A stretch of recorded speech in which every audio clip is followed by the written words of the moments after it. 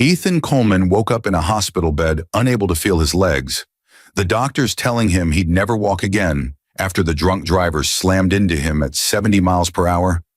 But what he didn't know was that his wife Lauren was already meeting with divorce lawyers, and his best friend Derek had stopped being just a shoulder to cry on.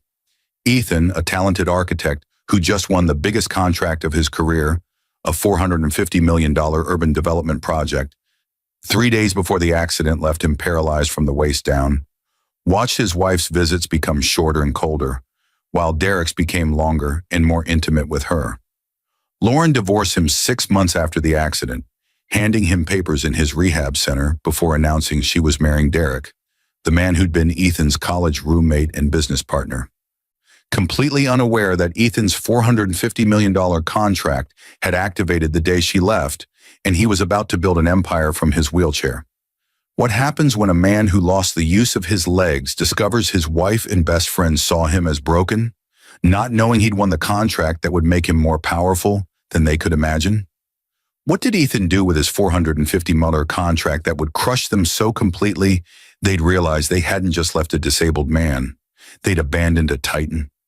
And why would a betrayal so calculated, a divorce so cruel during his darkest hour, lead to consequences so devastating it would destroy everything they thought they'd built together?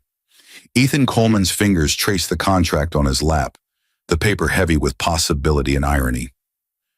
Architectural Digest had called it the most ambitious urban renewal project in American history. $450 million to redesign downtown Portland, residential towers, commercial spaces, public parks, and a transportation hub that would redefine how cities could integrate accessibility and beauty. He'd pitched it 6 months ago before the accident. They'd called 3 days after a drunk driver turned his BMW into twisted metal and his spine into a collection of fractures that left him paralyzed from the waist down. The contract sat in his lawyer's office, unsigned, while Ethan learned to navigate a world built for people who could walk. Physical therapy consumed his mornings. Phantom pains tortured his nights. Lauren, his wife of 7 years, visited less frequently as weeks passed. Her excuses evolved from traffic was terrible to I had to work late to I need space to process this. Derek visited more. Ethan's best friend since college, his business partner who'd helped to build their architecture firm from a shared apartment to a respected practice. Derek brought coffee and conversation. He helped Ethan with transfers from bed to wheelchair. He stayed late talking about projects, about the future, about how they'd adapt the firm to Ethan's new reality. He was everything a friend should be, present when it mattered most. Except Ethan noticed things. The way Derek's eyes followed Lauren when she left the room. The way Lauren's smile seemed brighter, lighter when Derek arrived. The text messages she'd turn her phone away to read. The perfume she started wearing again. The kind she used to wear on date nights before the accident made her stop seeing Ethan as a husband and start seeing him as a patient. 6 months after the accident, Ethan sat in his wheelchair in the garden of the rehabilitation center, finally strong enough to manage 4 hours without assistance. The spring air carried cherry blossoms and false promises. Lauren arrived alone, her expression set in that professional mask she wore when dealing with difficult clients. "I can't do this anymore," she said without preamble. "No hello. No, how are you feeling?" Just the blade, inserted cleanly between ribs. "I'm filing for divorce." Ethan had known it was coming. Still, hearing it spoken aloud made something crack in his chest that had nothing to do with the accident. "Because I can't walk. Because you're not the man I married." Lauren's voice carried conviction, like she'd practiced this speech. That man was ambitious, active, present. You've become someone who needs constant care. I'm 32 years old, Ethan. I can't spend my life being your nurse. I have nurses, professional ones. You're my wife. I was your wife. Now I need to think about my future, about what I want from life that doesn't involve. She gestured at his wheelchair, unable to say the word disabled, as if not naming it made her less cruel. Ethan's hands gripped his wheels, knuckles white. "There's someone else." It wasn't a question. Lauren's micro-expression, that slight widening of eyes, the quick press of lips, confirmed it before she spoke. "Derek and I have grown close. He's been there through everything. He understands what I'm going through in a way you can't. You're too focused on your own trauma to see how hard this has been on everyone else."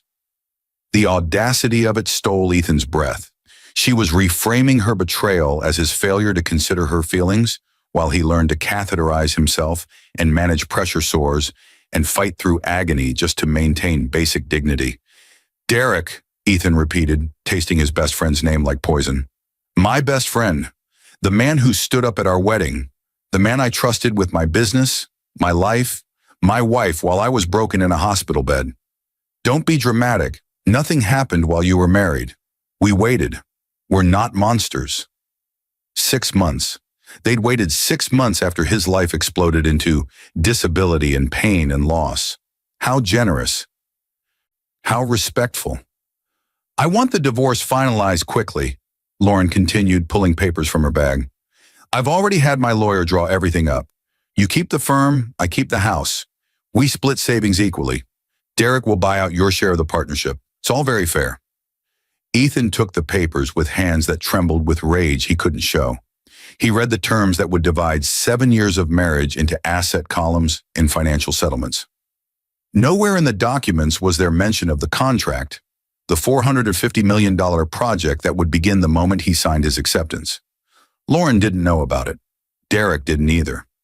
Ethan had kept it quiet after the accident, too focused on survival to celebrate, waiting until he could physically manage the demands of such a massive project. "Derek will buy me out," Ethan said slowly. "For how much?" $200,000. That's half the firm's current value. Very fair. The firm they'd built was worth far more, but Ethan's paralysis had lost them clients who couldn't imagine a wheelchair-bound architect managing their projects. The offer was technically reasonable if you ignored that Ethan's design genius was what made the firm valuable in the first place, and that the Portland contract would transform everything.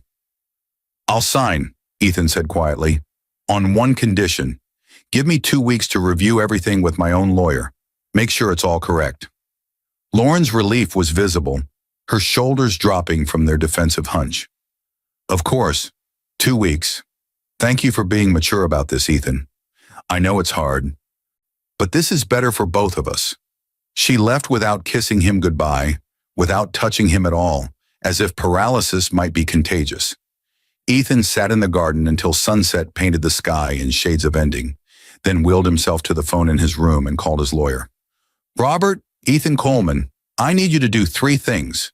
First, accept the Portland contract on my behalf immediately. Second, set up a new firm in my name only. Third, find me the most aggressive disability rights lawyer in the state. Lauren and Derek are about to discover what they're really losing." Robert's voice carried careful concern.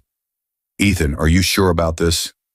Revenge won't—" "This isn't revenge," Ethan interrupted. "This is justice. There's a difference. I'll explain when you get here tomorrow. Bring the contract. I'm ready to sign." That night, Ethan didn't sleep.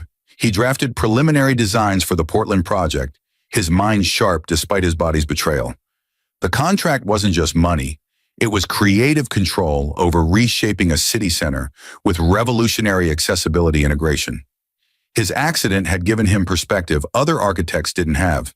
He knew exactly where curb cuts should go, how building entrances should flow, what public spaces needed to serve everyone, not just the able-bodied. Lauren had called him broken. She'd looked at his wheelchair and seen limitation. She hadn't seen that his mind was sharper than ever, his vision clearer, his purpose crystallized by suffering into something diamond-hard and unbreakable.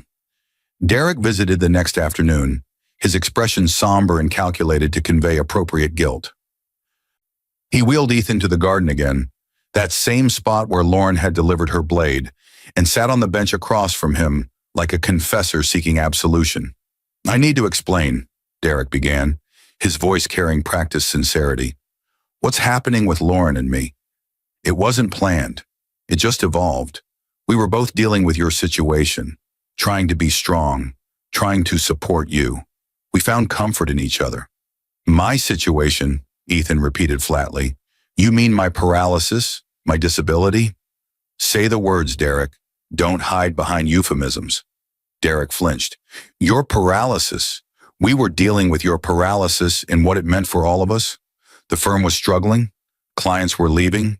Lauren was emotionally exhausted. I was trying to hold everything together. We talked late at night about how scared we were, how uncertain the future looked. One night we realized we had feelings for each other. How long? Ethan asked. What? How long after my accident did these feelings start? Days? Weeks? Derek's silence was answer enough. You fell in love with my wife while I was learning to use a catheter, Ethan said, his voice eerily calm. While I was fighting through phantom pains that felt like my legs were being shredded, while I was coming to terms with never walking again, never running, never standing to kiss her. You were there, standing, able-bodied, everything I used to be. Of course she fell for you. You were a mirror showing her what she'd lost. It's not like that. It's exactly like that. I'm not angry, Derek. I understand human nature better now than I ever did before. Disability is a filter that reveals who people really are. Lauren showed me she loves ability more than she loves me. You showed me you value opportunity more than you value friendship. Those are just facts. Character revelations, not moral failures. Derek leaned forward, elbows on knees, the picture of earnest concern. I want us to stay friends, business partners. We built something together, and I don't want this situation to destroy that. The buyout offer is generous. You'd have capital to start over, and I'd run the firm. We could still collaborate on projects. Your designs are still valuable, Ethan. You're still talented. Still talented, Ethan echoed. Despite the wheelchair, how magnanimous of you to notice. That's not what I meant. It's exactly what you meant. You're offering me a participation trophy while you take my firm and my wife. Tell me, Derek, when's the wedding? Derek had the grace to look uncomfortable. We haven't set a date. We're waiting until after the divorce is final. We're trying to do this respectfully. Of course, respectfully stealing another man's life while he's at his most vulnerable. That's the important thing. Good optics. Ethan, sign the buyout papers when the divorce is final, Ethan said. I'll sign too. 2 weeks. Then we're done. No friends, no partners, no connection. You get the firm's current assets. I get to build something new without people who see me as damaged goods. Derek stood, relief and guilt warring on his face. He extended his hand, then realized Ethan couldn't stand to shake it properly. The awkwardness of the moment. Derek standing, Ethan seated, the physical inequality making the gesture impossible, was perfect metaphor for everything broken between them. I hope you find happiness, Derek said finally, his hand dropping. I will, Ethan promised. I absolutely will. After Derek left, Ethan wheeled to Robert's car, and they drove to his lawyer's office downtown. The building had a ramp, accessible bathrooms, wide doorways, all the accommodations that were invisible to most people but crucial to Ethan's new existence. Robert had chosen this office deliberately after the accident, anticipating Ethan would need it. The Portland contract, Robert said, spreading documents across his conference table. $450 million over 5 years. You have complete design control, budget authority, and hiring discretion. It's the opportunity of a lifetime, Ethan, but it's also massive responsibility. Are you sure you're ready to manage something this big while paralyzed? Ethan finished. Say it, Robert. Everyone else is thinking it. While recovering, Robert corrected gently. This will demand everything you have. Long hours, difficult decisions, intense pressure. Your health has to come first. My health will be fine.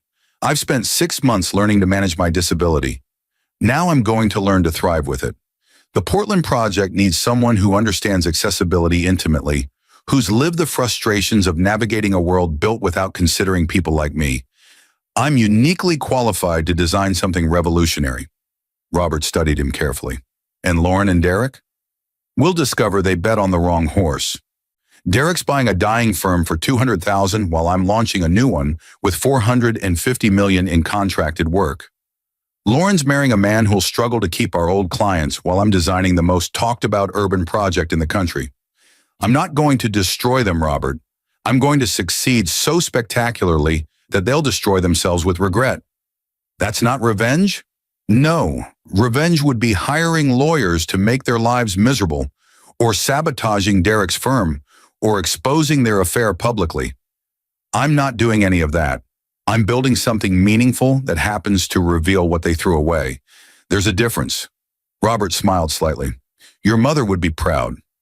She always said the best response to people underestimating you was becoming undeniable. Ethan's mother had died 2 years ago, cancer taking her before she could see his success or his accident. But her voice echoed through his decisions. Pragmatic, fierce, focused on building rather than destroying. Let's sign the contract, Ethan said, and let's draft a press release for 2 weeks from now. Acclaimed architect Ethan Coleman launches revolutionary accessible design firm, announces Portland's $450 million urban renewal project. Make sure every architecture publication gets it. Make sure everyone knows what I'm building. And Derek gets to read about it in the trades like everyone else.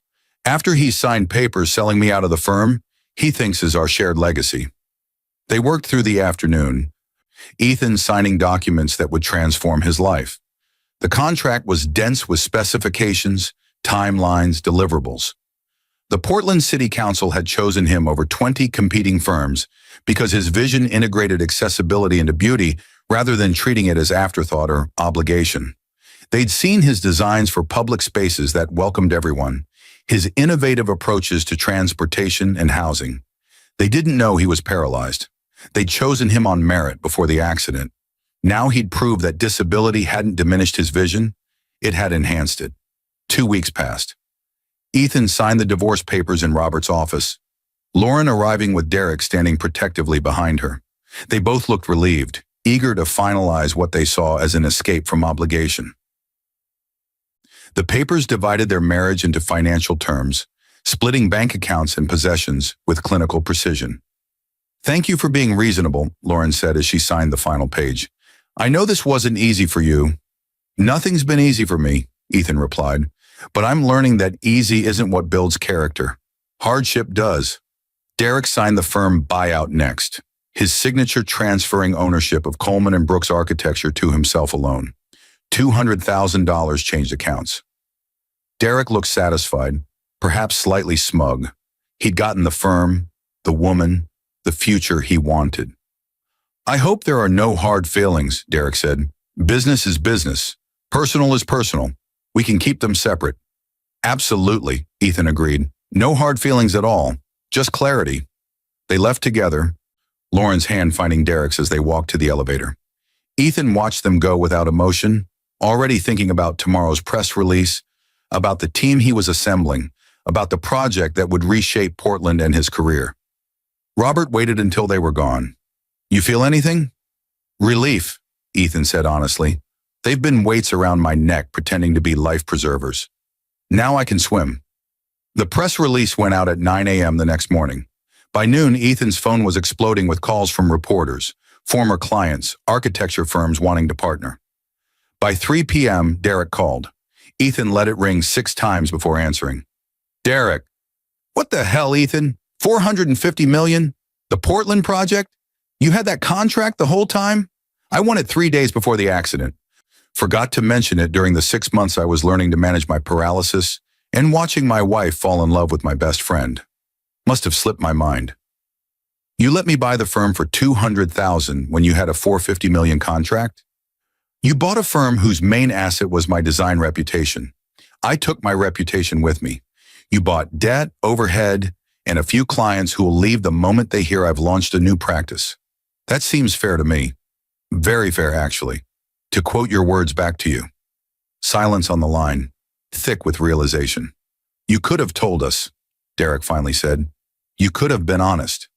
Like you were honest about sleeping with my wife? Oh, wait. You technically waited until she filed for divorce, 6 months after my accident. How respectful.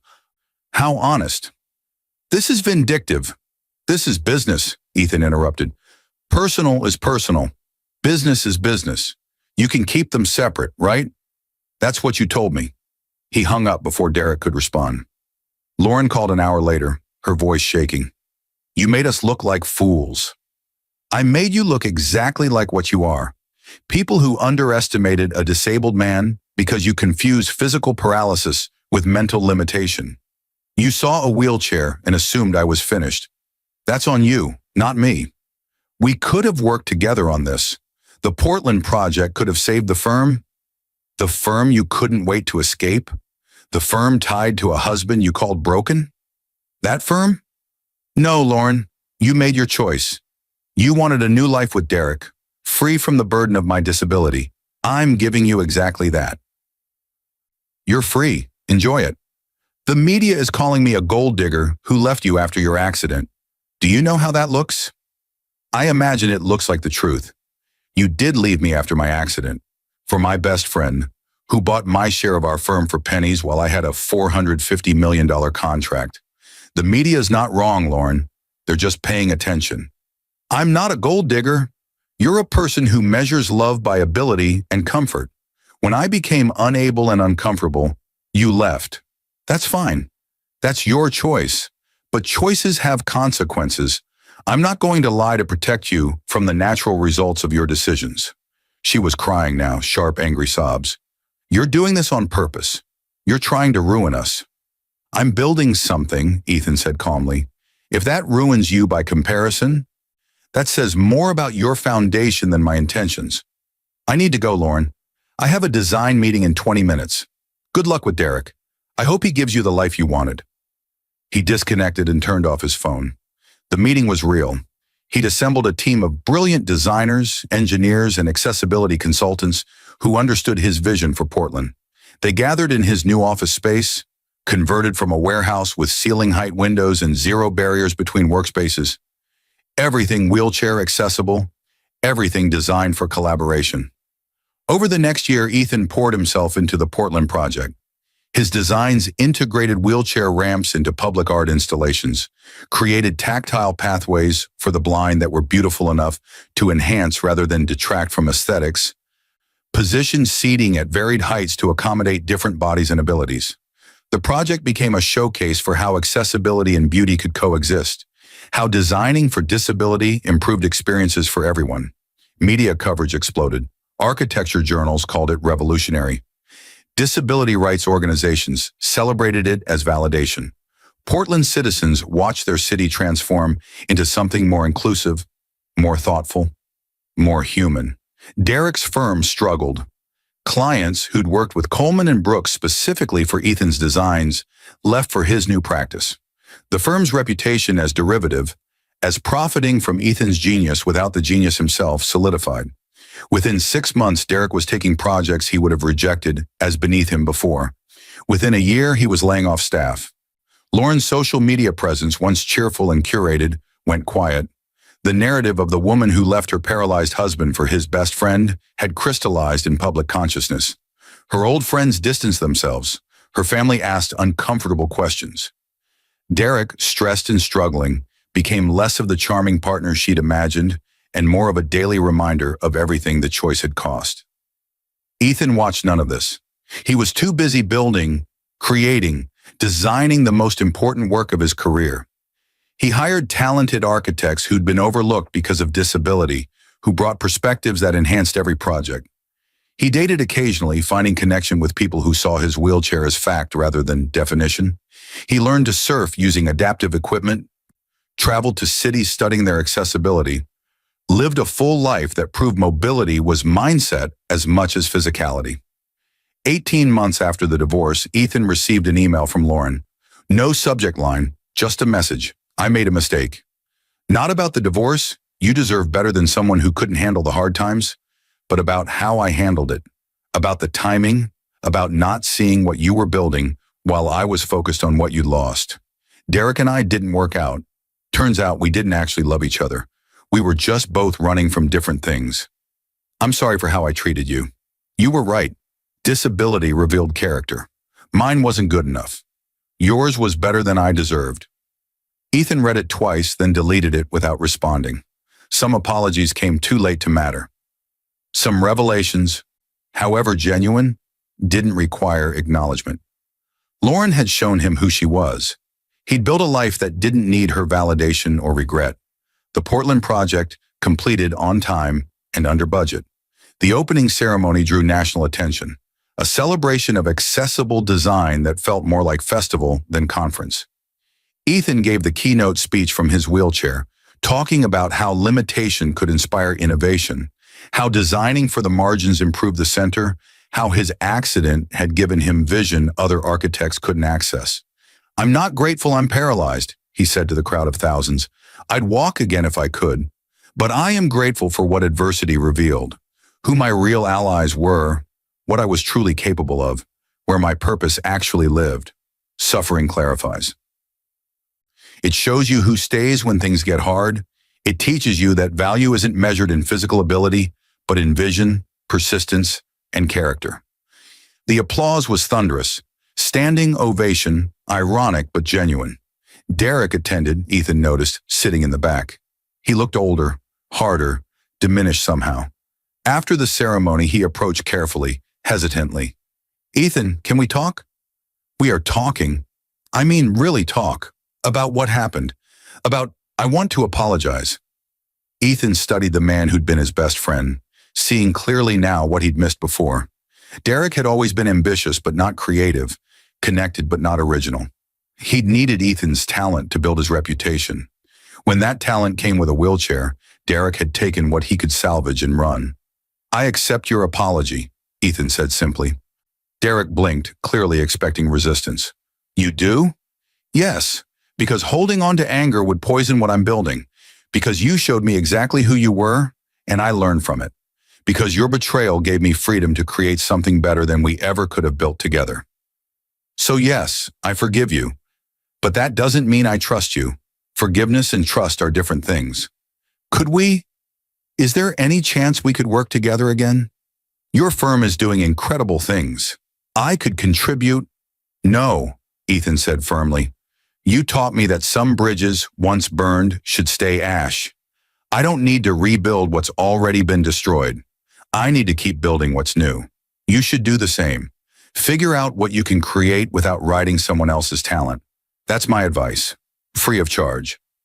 Derek nodded slowly, the weight of consequences visible in his shoulders. "I hope you find happiness, Ethan. Real happiness. You deserve it." "I have," Ethan said. "I've been happy for months now. That's the thing about building your own life. You don't have to hope for happiness. You create it." Derek walked away, and Ethan felt nothing but peace. No triumph, no bitterness. Just the solid satisfaction of knowing he'd built something meaningful from the wreckage of his old life. The Portland Project won awards. The AIA National Honor Award, the Rudy Bruner Award for Urban Excellence, recognition from disability advocacy organizations worldwide. Ethan's firm grew to 50 employees and had a 3-year waitlist for projects. He became the voice for accessible design, the architect who proved that accommodation and excellence were partners, not contradictions. 5 years after the accident, Ethan gave a TED Talk about resilience and design. He talked about the drunk driver who'd stolen his ability to walk, but couldn't steal his ability to create. He talked about betrayal, teaching him that character reveals itself through adversity. He talked about building new life from broken pieces, about finding purpose in limitation, about how the worst moment of his life became the catalyst for the best work of his career. "My wife left me because she saw a wheelchair and thought I was diminished," he told the audience. "My best friend bought my firm for pennies because he thought my value had decreased with my mobility. They weren't wrong to see my disability. They were wrong about what it meant. Paralysis didn't make me less. It made me more focused, more purposeful, more clear about what truly mattered. I didn't crush them with revenge. I crushed their assumptions by building something they couldn't imagine. That's the power of adversity. It doesn't destroy you unless you let it, and I refuse to let it." The video went viral. 15 million views in the first week. Ethan's inbox flooded with messages from people facing their own adversities, their own betrayals, their own moments of feeling broken. He answered what he could, started a foundation for disabled architects, launched a scholarship program for students overcoming physical challenges. Lauren sent a congratulatory email about the TED Talk. Ethan deleted it unread. Some chapters, once closed, deserve to stay closed. He married 3 years later, a woman named Andrea who designed adaptive sports equipment and understood that disability was dimension, not definition. She'd been paralyzed since childhood, navigated the world with confidence and joy, showed Ethan that his accident wasn't ending, but transformation. Their wedding featured ramped access, varied seating heights, sign language interpreters, braille programs. It was beautiful and functional, accessible and elegant. Everything Ethan designed reflected in celebration. Derek sent a gift. Ethan donated it to charity without opening it. Lauren didn't send anything. Her silence was acknowledgement enough. 10 years after the accident, Ethan stood figuratively, always figuratively now, at the pinnacle of his career. His firm had completed projects in 20 cities. His designs influenced building codes nationwide. His advocacy changed how architects thought about access, inclusion, universal design. The drunk driver who'd hit him had served 3 years and written apology letters Ethan read once and filed away. Forgiveness didn't require a relationship. Understanding didn't require reconciliation. He thought sometimes about that moment in the rehab garden, Lauren delivering her blade, Derek offering his Judas hand. How destroyed he'd felt. How certain he was that paralysis had ended everything meaningful in his life. How wrong that certainty had been. His accident had revealed who people really were. It had stripped away comfortable illusions and shown him that Lauren loved comfort more than commitment. Derek valued opportunity more than integrity. Those revelations hurt, but they were gifts disguised as wounds.